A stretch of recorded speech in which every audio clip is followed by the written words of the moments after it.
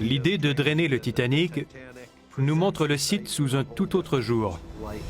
Il n'est plus impénétrable. Il est là, devant nous, prêt à être exploré. Une fois le Titanic mis à sec, les chercheurs jouissent d'une vue d'ensemble du site et de ses limites.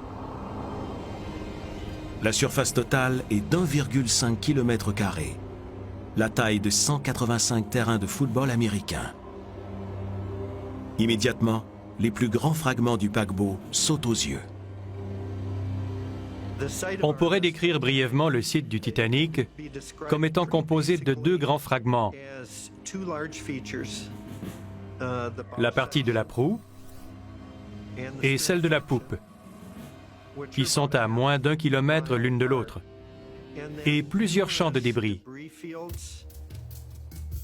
Il existe en tout 5 champs de débris comportant chacun des fragments du paquebot et des objets qui sont tombés pendant la descente. Les experts du Titanic passent les données au peigne fin pour tenter de résoudre les mystères entourant les circonstances du naufrage.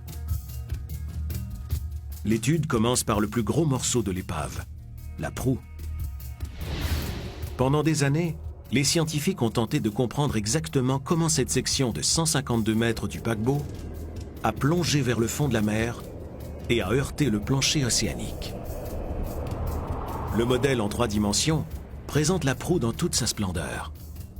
Elle s'est détachée du reste du paquebot, mais sa structure est essentiellement intacte.